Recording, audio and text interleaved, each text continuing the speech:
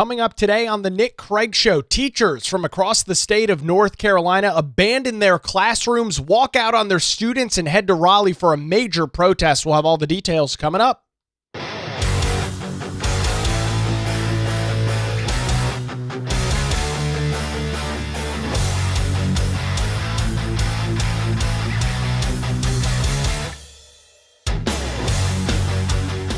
And a good Friday morning to you. Welcome into the Nick Craig Show, streaming live this morning on YouTube, Rumble, X, and Facebook. Don't forget that you can take the show with you 24/7 on demand in your favorite podcast app. It's real simple. Search for the Nick Craig Show and subscribe. Tap the subscribe or follow button. You'll take a new program with you each and every weekday morning. You can also listen online by visiting the website nickcraig.com.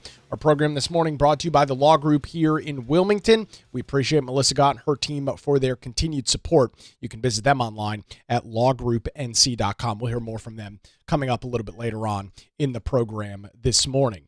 A major event unfolding in our state's capital today as teachers from across the state decide that it is more prudent for them to be in Raleigh than doing their job. And that's really the long and the short of this discussion and conversation with the North Carolina Association of Educators and their March in Raleigh, their Raleigh Rally taking place today. Now, they're calling it Kids Over Corporations. Of course, Friday, May the 1st, May Day, a big communist holiday celebrated by all of these lunatics on the political left. Let's just be perfectly clear about what's going on. This is not about teacher pay. This is not about making sure that schools have more resources. It's got nothing to do with that. This is simply a discussion over left-wing politics. And don't take my word for it. Go directly to the source. The North Carolina Association of Educators, who is putting on this event, has multiple issues on their policy or on their website laying out the policy of today's protest that have nothing, not a single thing to do with education. Case in point, again, directly from the source. End corporate tax breaks and redirect the money to public schools and healthcare. So we can't have a competitive tax code in the state of North Carolina and fund public schools. We have to end the corporate tax reductions in our state. Fix our tax system so the wealthy finally pay what they owe. I don't know. I don't begin to know what that means. How about this? Tell me how any of these three things help education. Pass fair maps, protect voting rights, and restore checks and balances in state government. Tell me how that's going to help a third grader somewhere across the state of North Carolina that is not at proficiency in reading. Tell me how protecting and passing fair maps, whatever the hell that means, tell me how that's going to help the non-proficient third grader at a North Carolina school. How about protecting the constitutional rights of all and reject the use of fear, violence, and intimidation to divide our communities? What does that have to do with education? Can anybody tell me what that is going to do to help the 45% of North Carolina's 1.5 million public school students that are below proficiency in end-of-year tests? Can somebody tell me how this protect my democracy, protect my constitution call from the NCAE is going to help with that? Oh, and of course, lift the ban on collective bargaining for public school workers so that when they don't get what they want, they can walk out of your children on a more consistent basis, which is exactly what the NCAE, exactly what the NEA, and all of these other left-wing groups in not only Raleigh, but across the rest of the nation want to do. They want to hold school districts, hold school systems across the state of North Carolina hostage for their ridiculous demands. You want to have a conversation about teacher pay? Let's do it. But we're only going to do that if we start talking about accountability. And that is a word that those in the education sector, specifically the public education sector, don't want to have any part of. Anytime you bring up the word accountability, it is a non-starter for those that are in Raleigh today protesting over pay, protesting over education funding. They're unwilling to do it. They will take no part in said discussion. Like every other job that exists across the country, There is some level of accountability, some metric in which you are graded on for performance, whether that's a quarterly review, a yearly review, whether you're looking to get a bonus. Every other job has these metrics, these performance metrics, except seemingly in the public education space. And of course, the irony in all of this is every time the governor opens his mouth, he's always talking about unaccountable private schools, the school voucher system, which of course the NCAE wants to eliminate, giving parents and families the opportunity to send their children to the best school possible. Every time he opens his mouth, he talks about unaccountable private schools, of course, of which he and previous Governor Roy Cooper sent their kids to. No surprise there. Unaccountable private schools. What is the accountability in the public school system? I'm asking that genuinely. What's the accountability? What do you do if your child, based on the address in which you live, the zip code in which you have, your child is districted into, by DPI standards, what is called a failing school, a school that gets an F grade from the Department of Public Instruction? What kind of accountability exists there? The answer is there is none. And unless you either have enough money to send your kid to a private school or can take advantage of the Opportunity Scholarship Program, there's literally nothing that you can do. You have no additional options. You just have to continue sending your kid to this failing school that DPI, the Department of Public Instruction, recognizes, and just cross your fingers and hope and pray for the best.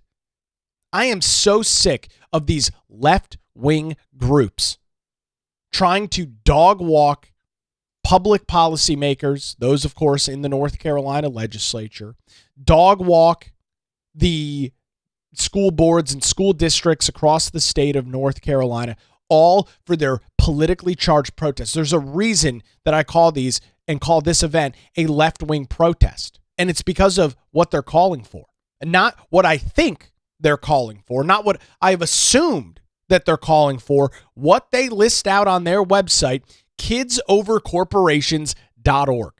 This is the event being pushed by the NCAE. They lay out very clearly that they are very far skewed to the ideological left.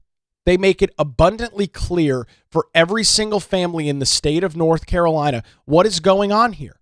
It is more important for these teachers to be in Raleigh yelling and screaming at a brick wall because, lo and behold, lawmakers aren't going to be there. So it's more important for them to yell at a brick facade outside of the North Carolina General Assembly than it is for them to be in the classroom where they're supposed to be today with your children.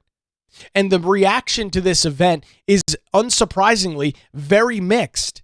The NCAE and all of the left-wing media here in North Carolina, the News and Observer, WRAL, all of the rest, they have continued to push this event as if there's 100% full support for what's going on. And the reality is there's not. You go to any of these news stories on any of these major publications on Facebook or on X, and you can very clearly tell where people are falling on this. Yes, there is support from some of those that say, yes, this is what we want teachers to do. There's also a lot of comments that are very much anti this event, very much anti walking out of students, of the schools and abandoning students, which is exactly what is happening. Great comment coming in. Parents need to abandon government schools. That's, I think, what they're missing out in all of this. They don't understand that this is only going to draw events like this, unplanned cancellations out of the blue like this, only push more and more people away from the public school system. The last time we saw families being pushed away from the public school system was during COVID, when we saw the same thing. Oh my God, we can't possibly have kids in school. They'll all just die of COVID. So we're going to send your second grader home with a Chromebook, and they're going to spend a year and a half learning, quote unquote, on Zoom. We saw what kind of disaster that was for public education and for education as a whole. What did families do? They decided with their feet. They applied for the Opportunity Scholarship Program and got their kids out of the public school system. And you can't fault them for that. Can't say I blame families for saying, this is absurd. This is insane. And I would suspect that for rational, normal people here in North Carolina, these are going to be some of the discussions taking place over the next couple of weeks. Is this where we want to be sending our children? Is this the best place for them to be getting an education? When there is always the risk, always the threat that the NCAE, the North Carolina Association of Educators, is going to instruct our children's teachers to abandon them and walk out of the classroom. That's what teachers are doing today across North Carolina. And yes, they've got support from their left-wing sycophants, but that is not the majority of people here in the state of North Carolina. We are talking about a protest hosted by the North Carolina Association of Educators, the state's largest teachers union, encouraging those that are supposed to be, at their job today, abandoning their posts, abandoning classrooms across the state of North Carolina to go to Raleigh to yell at a brick facade outside of the North Carolina legislature about teacher pay. Caught a very interesting press conference. It included an individual who is the vice president of the North Carolina Association of Educators. His name is Brian Proffitt. He is a public school teacher in Durham, of all places. No surprise there. He was on this national Zoom meeting earlier this week. He was the first speaker right out of the gate and really, again, highlighted what is going on with this protest in Raleigh. Don't listen to my words. Don't take what I'm saying as gospel. Listen to it directly from the vice president of the North Carolina Association of Educators. Hello, good afternoon, everyone. My name is Brian Proffitt, and I'm a high school history teacher by trade and the vice president of the North Carolina Association of Educators, our state's public school staff union and our statewide affiliate of the National Education Association. I feel privileged to be kicking off this press conference to share the news from North Carolina and let everyone across the country know, in the words of Andre Benjamin, that the South has something to say. This Friday, for the third time in 8 years, the North Carolina Association of Educators will lead thousands of public school educators, students, parents, our supporters, and other workers in one of the biggest labor actions that our state has ever seen. This Friday, for the third time in 8 years, in a state with the worst labor laws in the country, and where lots of folks get tricked into thinking that unions are illegal, we are taking action that unites our workplaces and our communities in solidarity in a way that only public school workers can do. This Friday, for the third time in 8 years, close to 20 school districts across the state have closed in solidarity with educators who have put in our hard-earned personal days to spend our day working in Raleigh, our state's capital, advocating for our students and our schools and our communities as part of the Kids Over Corporations campaign. That campaign aims to draw a moral line in the sand and demand that politicians join up with the overwhelming majority of North Carolinians who, in poll after poll, name that they want more investment in public schools, an end to corporate tax cuts, a restoration of our democracy, and the expansion of union rights. Okay, hold on a second here, Mr. Brian Proffitt, with your cardigan over your polo, looking like a complete tool. The vast majority of North Carolinians do not, in fact, support increasing union rights for the NCAE. There is a reason why the NCAE's membership only includes about 10% of public school employees. There's a reason why. That's a dirty little secret, a dirty little fact that's not really talked about all that much. NCAE's membership is not 70, 80, 90% of teachers. No, it's less. I've heard numbers anywhere between 10 and 15% of public school teachers. So let's not sit here and pretend that this is some mighty union that has a complete and total grip on the entire public education system. It doesn't. There's a reason their membership is so low. The vast majority of North Carolinians support restoring of our democracy. A, I don't know what that means. B, we live in a democratic republic, not a democracy. And C, there's no polling and no evidence to back that up because that's not a logical question that pollsters ask. But as you're hearing directly from the horse's mouth, this is what this protest is about. It's not about, and you notice, we've listened to 1 minute and 38 seconds of the vice chairman of the North Carolina Association of Educators. Have you heard him make any comments about proficiency? Has he mentioned anything about the importance of having well-educated students in the public school system? Has he talked about end-of-year tests? Has he talked about reading, writing, and math scores? Has he talked about the NAEP? Has he talked about any of that stuff? No, of course not. Talking about democracy and talking about union rights, because this is not about students in the classroom. This is not about teacher pay. This is about the NCAE and their left-wing Mayday socialist communist garbage. More from the great Brian Prophet of Durham County Public Schools. Those poll numbers reflect the real majority of our state. Black, white, brown, native and immigrant, rural and urban, Republican and Democrat from the mountains to the coast. That majority, given the choice, chooses our kids over corporate greed again and again. And yet, despite overwhelming majorities that demand funds for our kids' futures, our corporate-backed legislature, empowered through racist gerrymandering, has turned our state into a tax haven for the wealthy and their corporate donors. They proudly tout that our state is #1 in the country for business, but have nothing to say about our state being 46th in the country in teacher pay and dead last in funding with respect to our ability. And that's why nearly 20 school districts have shut down, and thousands of people will gather at our state capitol in one of the biggest displays of people power in our state's history.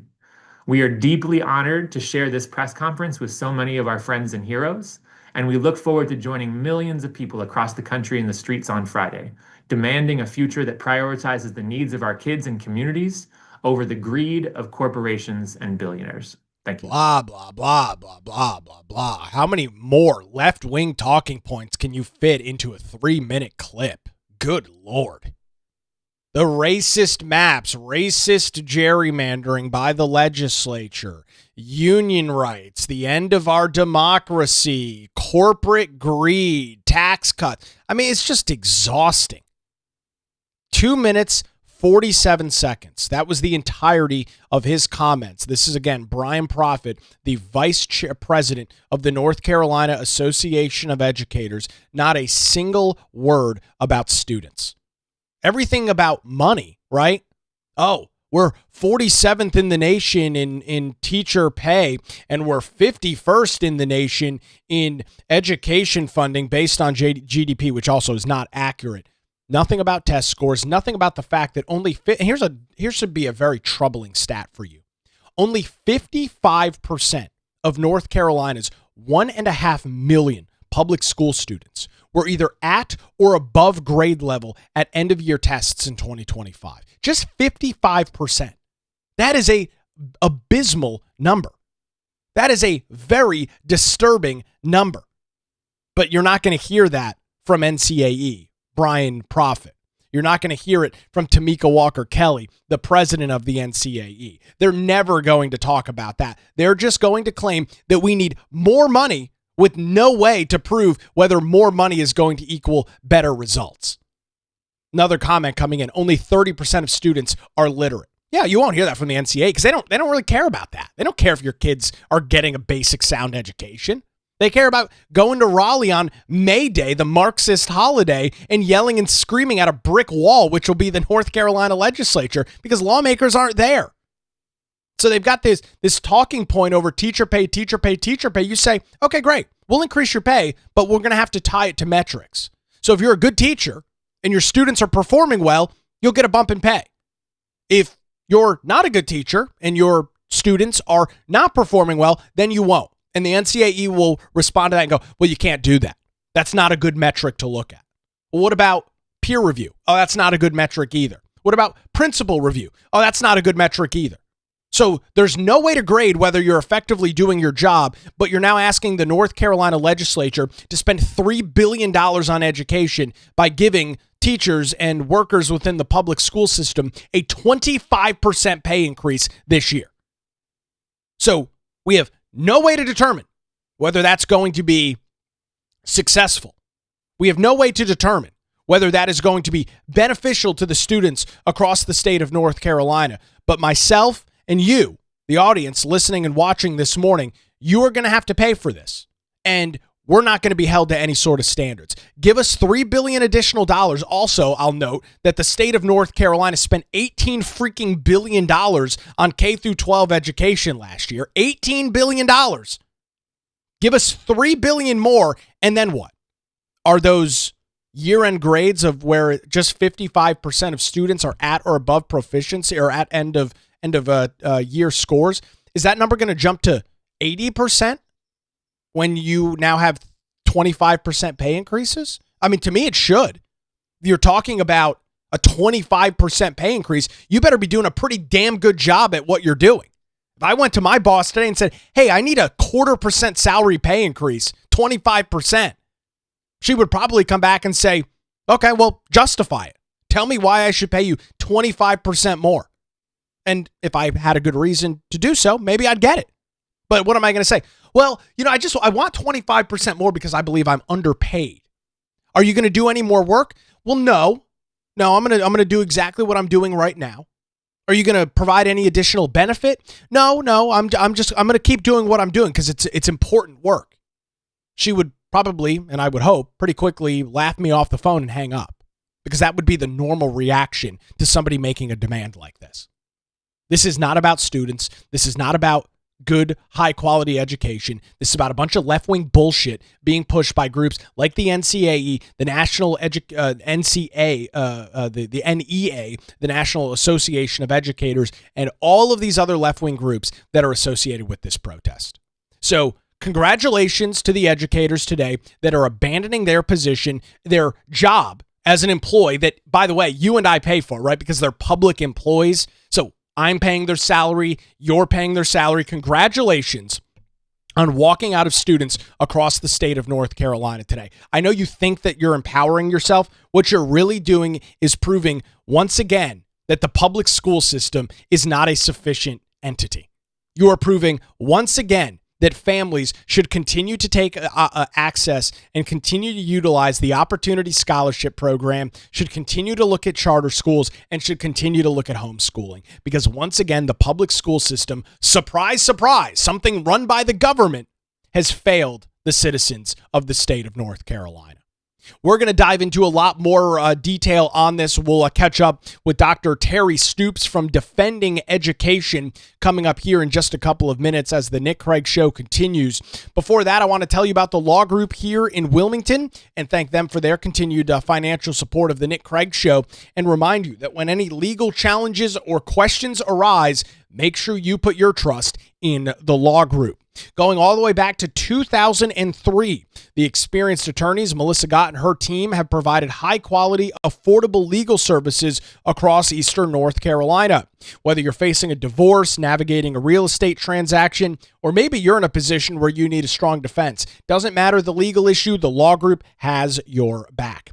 Their dedicated team ensures your questions are answered and issues are resolved as quickly as possible. Great news, ladies and gentlemen. They're located in downtown Wilmington, and they're just a phone call away at 910-251-6088, or you can visit them online at lawgroupnc.com. For any legal questions, any legal challenges, give them a call, 910-251-6088, or online at lawgroupnc.com. It's the Law Group, experience and dedication you can rely on. We appreciate the Law Group and their continued support of the Nick Craig Show. All right, quick break on the other side. Terry Stoops from Defending Education joins me. We have a lot more on the NCAE teacher walkout, teacher protest, maybe even call it a teacher strike taking place in Raleigh. All the details coming up as the Nick Craig Show continues, streaming live this morning, 7 a.m., YouTube, Rumble, X, Facebook, and available 24/7 wherever you get your podcasts.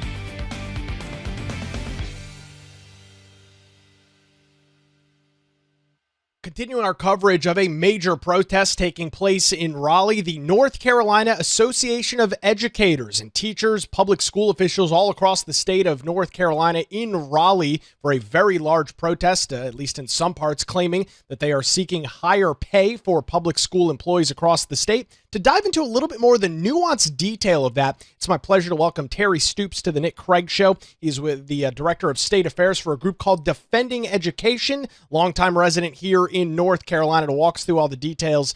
Terry, right off the start, let's jump into the fact that vast majority of large school districts across the state of North Carolina were supposed to have their kids in school today, Friday, May the 1st. It was a regular scheduled day out a year ago when many of these districts created the calendar. And over the last couple of weeks, like dominoes, district after district, caving to the NCAE and doing either teacher work days or just flat out canceling class. What do you make of it? Well, this is really unfortunate because while NCAE members will be heading to Raleigh for this protest, it's leaving parents in the lurch, having to find childcare unexpectedly for a day that they didn't expect their children to have off. Hourly workers aren't going to be on the job. So they're affected. And student learning, of course, is going to be interrupted unexpectedly.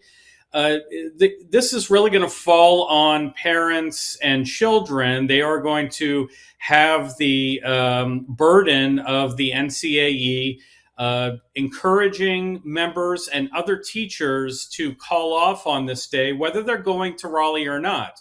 I think it's important to note that while there were thousands of teachers that called off in our largest school districts, that doesn't necessarily mean that they were planning on going to the march. It just means that they were willing to go along with the NCAE's plan to try to shut down as many districts as they can, which was part of their playbook in 2018 and 2019, and now they're revising it here in 2026. And Terry, I'm so glad you make that point. Again, I think everybody across the state of North Carolina, I've not talked to a single person that says, yeah, I don't want kids learning. I think across the political spectrum, far left, far right, anywhere in between, there's a general consensus that we want our children to have a good quality education, whether that comes from homeschooling, public school, charter, private. We can go through the entire gambit. That is kind of the underlying story here. Many of these districts that had to last second scramble and add this teacher workday, aka teachers can go to Raleigh and protest or just cancel school outright, they're not making plans to make up this day. They say, oh, this is just kind of, sometimes days like this happen, snow in the winter and severe storms in the spring and in the summer. So this is a day of instruction that is not likely to come back for many of these students. That's right. And of course, the burden falls even harder on low-income students that don't have the support at home to be able to do some meaningful activities during an unexpected day off. Our wealthier parents may be able to use the day to go to a museum or to have some sort of enrichment activity, but the lower income students typically don't have that kind of support. So again, this is going to fall on those who can ill afford to have a day off. And you look at some of our proficiency scores in North Carolina, and they're atrocious. Where under 50% of our students are proficient in reading and math. And if you break that down into other subgroups, it's even lower. So we can't afford to be able to have unexpected cancellations in class when student performance is suffering so much. And now, these students are going to be scrambling to try to make up for a day that they shouldn't be off in the first place. The official name of the protest is the Kids Over Corporations protest, hosted by the North Carolina Association of Educators. They continue to go back and forth, Terry, as to whether they want to call themselves a union or not. Most recently, at least in the last couple of weeks, they seem to be using the word union and union more. So I guess they're back on the union train now after trying to shy away for it for a couple of years. They've got a couple of main priorities on here. They talk about their number one priority, putting kids first. Unfortunately, Terry, as I look through the bullet points in this, outside of increasing pay for teachers, there is literally nothing in here about the fact that just 55% of students ended the 2025 school year at or above proficiency for their grade. That is nowhere to be found anywhere within the NCAE documentation. Yeah, and we shouldn't be surprised because this march has nothing to do with policy. This march has everything to do with increasing membership. This is a membership drive, and this is really the way to think about what this protest is. They want to project strength so that teachers that are not members of NCAE are encouraged to join their ranks. At one time, NCAE had a majority of teachers as members. And of course, they wielded an incredible amount of power, not only because of their numbers, but because Democrats led in the General Assembly. But their membership has declined significantly in recent years. And with that significant decline in membership is a significant decline in money. One of the things to note is that an NCAE membership, really it varies depending on where you live, but it's hovering around $600 a year. Some of that goes to Washington, D.C. for the NEA, their parent organization. Some of it stays in North Carolina, and some goes to their local affiliate. This is money that they use for political campaigns. I think it's really well established that Democrats benefit when unions have more money because unions filter that money to Democratic candidates. And so the more money they have, the more that they could use to spending money for campaigns for Democratic candidates that promise to do things like increase teacher pay, and increase the benefits and all the things that they may have on their wish list. So this is a membership drive. This is really has nothing to do with policy. The General Assembly isn't even going to be in session on the day. And there's not going to be any effort to try to reach out to the Republican majorities in the Senate or House because they really have no interest in doing so. Yeah, great point there about the fact that lawmakers, we have a full copy of the House calendar for the 2026 short session. That ended earlier this week on Wednesday. Lawmakers, there might be a couple maybe hanging around the building. Maybe some more of the more progressive or left-leaning lawmakers will stay there to take part in the protest. But in terms of rank and file leadership, individuals that are actually making the decisions in Raleigh, literally none of them will be there as NCAE is conducting this protest. Let me ask you about this, Terry. Their number one bullet point is investing at least $20,000 per year per student by 2030. They're talking about the per pupil spending model that we have here in North Carolina, which I believe currently hovers in the mid 13,000s for student per year. Do you give me your overall thoughts on that $20,000 figure? And is this a situation where more dollars will equal better results, or are we putting good money after bad? 20,000 is just sort of a made up number. There is no research that tells us once you hit the $20,000 student mark, then suddenly there's going to be incredible surges in student proficiency. They just picked a number that was really high, that sounds good, that is a good talking point when they can talk to their potential members, or $20,000 just sounds like a great number. They don't talk about the taxes that would need to be raised to get to the $20,000 mark. And those would be taxes because you can't get them you can't get at that level just by increasing the corporate income tax. You're going to have to, increase the individual income tax, and that's going to fall on working families. So in order to increase per pupil expenditure to that level, there would have to be a major tax increase. And of course, they don't talk about how that money is going to be spent. And the way that they want it to be spent is to go right into teachers' pockets. And this isn't going to be a way to increase the quality of instruction. This isn't going to be a way to increase the quality of the teacher workforce, which is presumably what higher pay could do.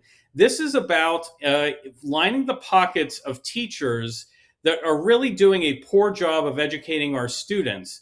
The current crop of teachers that we have are arguably doing a terrible job based on proficiency scores of being teachers. And yet the NCAE believes these teachers should be paid much, much more than they currently are. If you ask me, I think we should identify our best teachers and pay them much, much more. And the other ones should just go by the wayside and find another career where they may be successful. Terry, phenomenal point there. And this is something that always kind of trips up the NCAA and these other groups. You do bring up the point of, well, what about performance or merit-based bonuses or salary or pay increases? And there's always an objection. Oh, well, you can't look at student performance because if I work in a low-performing school with children that have issues at home, I'm going to be dealt with negatively because of that. You say, well, what about your peers? Oh, I don't get along with my peers and I have conflict with them. What about principals? Oh, there's issues with principals and certain teachers. So, Terry, I guess I'm supposed to understand that in teaching, unlike any other profession, there's literally no way to measure whether things are being done in an effective manner or not. Yeah, it's a silly argument that they make, and I'm all for increasing the quality of state testing. I think that we have a long way to go there, but we can measure student performance based on growth, individual growth of students, called a value-added measure, and this basically tells us how did the teacher do in getting a student from point A to point B during the school year.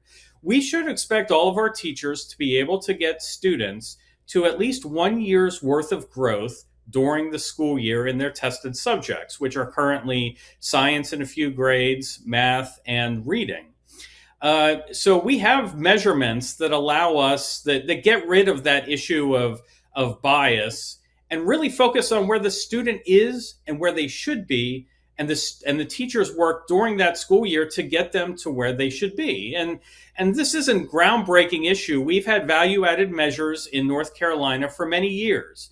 SAS out of the Raleigh area is the company that has been conducting this research and conducting the value-added measures and giving us figures that we could use to determine whether students are getting 1 year's worth of growth under a certain teacher.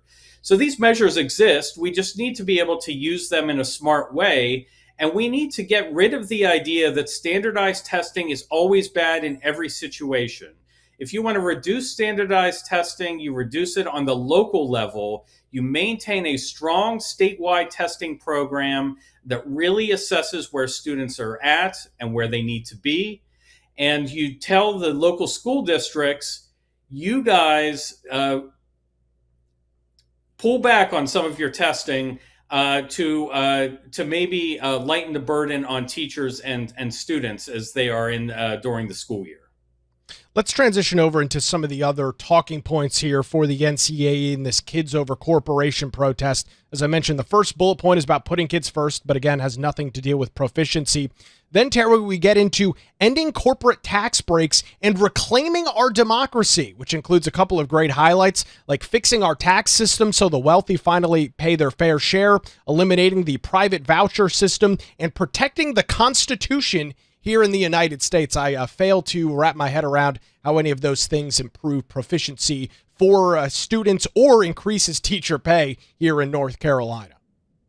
Well, it's funny. These are talking points that we're seeing in sort of the larger movement, May Day Strong movement, about corporate billionaires sort of being in control and wielding the puppet strings on American democracy. And by the way, someone should remind them that we have a republic and not a democracy. That's an important distinction that they don't seem to really get. But aside from that, these are talking points that are coming directly from the National Education Association, their parent organization, that are telling their affiliates that if that there is some existential threat to the American Republic, and that if we don't go out and protest and talk about this fascism that they're saying that the Donald Trump administration is, then somehow the Republic is at risk. And so this is the game that they're playing, is scare tactics to try to get mobilization of individuals toward their goals. And it's funny that the NCAE has some kind of tax plan because, the fact that they're talking about the corporate income tax really ignores the realities of North Carolina's tax code, because really, even if we increased North Carolina's corporate taxes, it would still not be enough to pay for everything that the NCAE wants to do, whether it be raising teacher pay or implementing the Leandro plan that they seem to be hell-bent on working on. It's not going to be enough money. It's really going to fall on middle-class taxpayers to bear the burden of the types of things that they want to see in our schools. Well, and Terry, I think maybe saying the quiet part out loud here, the middle class that would be burdening this would be many of the same educators that are the ones that are calling for these massive, would essentially be massive hikes in taxes, either at the state or local level through a county supplement or from direct funding from the North Carolina legislature. Terry, I want to round out the conversation on this. One of the big talking points from these left-wing education groups is that the North Carolina General Assembly, the Republicans who have been in control for the last 15 years, have gutted the public education system. It is on its final leg, its last lifeline right now. Meanwhile, you look at education spending, it's up nearly $5 billion over the last 15 years or so since Republicans have had control. What is your response when I'm sure you see these arguments on social media or probably see some newsletters or emails floating around making this claim? People don't need to believe us. Go to the North Carolina Department of Public Instruction, type highlights of the budget for 2026, and they will receive a publication that will pop up that will show them the trajectory of education funding in North Carolina. And it's going up, despite the fact that the number of students is declining in our traditional system. So the idea that there is some sort of starvation happening in our public school system is absolutely an insane claim that even state figures that we have access to, that everyone has access to, shows us that it's just not the case. And I would urge anyone to go and take a look at those figures that the North Carolina Department of Public Instruction provides, because I think they provide the necessary context into undermining a lot of the claims made by the NCAE. So no one has to believe you and I about any of these things. What we're just doing is talking about the facts that are already out there, and the facts that the NCAE really don't want to admit to, because their rhetoric and what they're trying to do here will not permit them to. They want to cause a panic. They want people to think that things are really worse than they are, so that they try to get as much support for their wayward agenda as possible. And part of that, of course, also includes removing the Opportunity Scholarship Program that we have seen an absolute boom in over the last couple of years.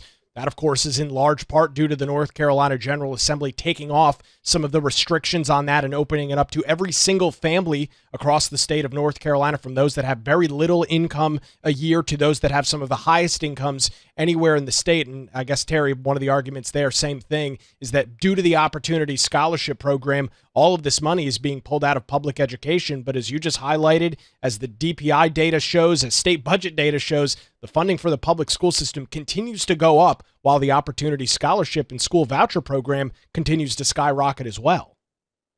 Yeah, and it has to be noted that charter school students, private school students, and homeschool students will all be in class on Friday, when the NCAE will be in Raleigh, preventing students in traditional public schools, and so many traditional public schools in North Carolina, to not have that opportunity. So this is just another reason why our schools of choice are powerful ways to increase student achievement in North Carolina. We see some of our best schools in schools of choice, and that's why so many parents are choosing those options. As a charter school co-founder here in North Carolina, I'm really proud to be part of the school choice movement. I'm proud of what it's been able to accomplish over the last 2 decades, and it's not going to slow down, mainly because of stunts like the NCAE is conducting on May 1st. Terry, some phenomenal information here. Tell us a little bit about the group that you work with. It's called Defending Education, the website defendinged.org. What are some of the things that you're involved in day in and day out?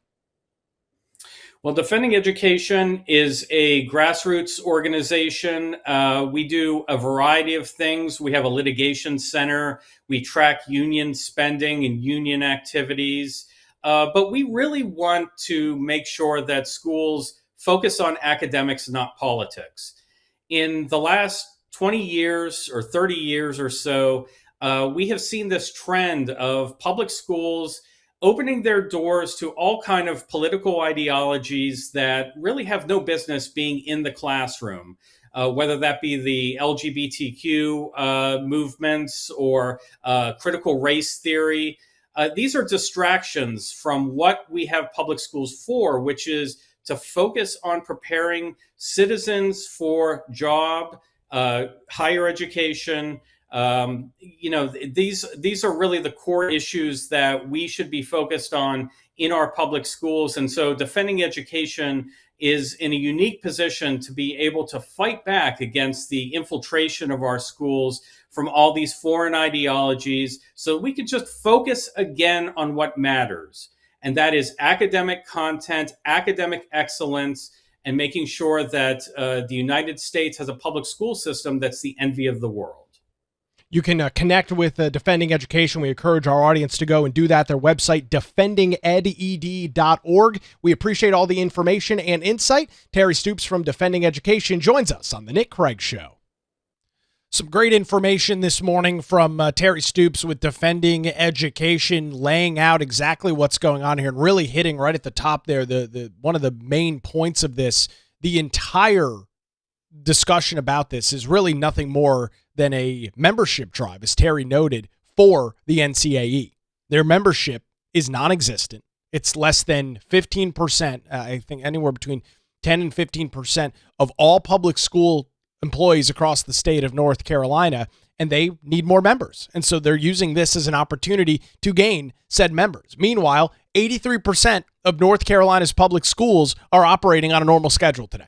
So you're talking about this minority, a very small minority of educators that are actually taking part in this. And of course, they're highlighting the big areas, right? Wake County schools, Charlotte-Mecklenburg County schools, Guilford County schools, Forsyth County schools, Orange County schools, tried to target New Hanover County schools. Fortunately, the New Hanover County Board of Education, our strong Republican majority here, said, to hell no, we're not doing this.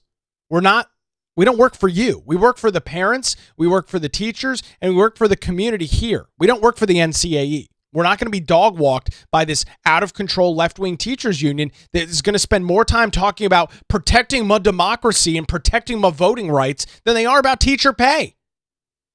And I will close on this. In all of the discussion, all of the articles, all of the interviews from these NCAE individuals, there is not a freaking word, not one word about test scores. There's not one word about literacy. There's not one word about making sure that children here across the state of North Carolina get a high quality education. All they want to talk about is money. And when you press them on money and say, sure, we'll give you more money, but our children need to be the best educated anywhere in the United States of America, they object. You can't do that. No, you can't hold us accountable to that. So they want a 25% pay increase. And they want no accountability and no metrics put on their head. This is, from my vantage point, a very short-sighted decision by the NCAE. This protest is probably going to blow up in their face. There's a lot of really pissed off families across the state of North Carolina this morning, especially those that are on the lower side of the socioeconomic class, that are hourly workers that don't have the luxury of working remotely, working from home, and cannot take a day off last minute, that are losing out on hundreds of dollars worth of wages today. So some moronic liberal teacher who hates Donald Trump and hates Republicans can go stand in Raleigh with some stupid ass sign and claim that they're fighting for education rights. The vast majority of North Carolinians see through this. They see the rhetoric from the NCAE. They see the rhetoric from the National Education Association, the NEA, and they are fed up with it. They want their children in the classroom learning. They want their children becoming literate. They want their children to be able to read, to write, to do basic arithmetic. They're sick of the indoctrination. They're sick of the hyper-politicization that has gone on in the public school system. And I would encourage every single family across the state of North Carolina to look at the Opportunity Scholarship Program and take advantage. You know, we often talk about voting with your feet or voting with your wallet. That's how you do it. Tell these public schools you've had enough of their BS. And if they want to continue to operate and act like this, that's fine. They'll continue to see drops in enrollment, which is exactly what is currently happening, as tens of thousands of families across the state of North Carolina have yanked their kids from the public school system and sent them elsewhere, either homeschooling, private schooling, or public charter schools. They've said enough. Enough. We're not playing this game anymore. And so We'll keep an eye on these on the NCAE protest today. I'll be keeping you up to date on social media throughout the day. You can give me a follow over on X at Nicholas M. Craig. You can also like the program over on Facebook as well, the Nick Craig Show over on Facebook. As if there's anything relevant, I can't promise you that there's going to be. If there is anything relevant, I'll bring you the details right here. Quick programming note, off on Monday, so we'll be back to our normal schedule on Tuesday morning here on our live program each and every weekday morning. So hopefully you have a great weekend, and we'll be back. No show on Monday. We'll be back on Tuesday. Well, that's going to do it for a Friday edition of the Nick Craig Show. Thanks to the Law Group here in Wilmington for their continued support. Visit them online at lawgroupnc.com or give them a call, 910-251-6088. The Nick Craig Show streams live weekday mornings, 7 a.m., YouTube, Rumble, X, Facebook. Also available 24/7 in your favorite podcast app, and weeknights, 9 to 10 p.m. on WBT Radio in Charlotte. Have a great weekend. We're back Tuesday morning right here on the Nick Craig Show.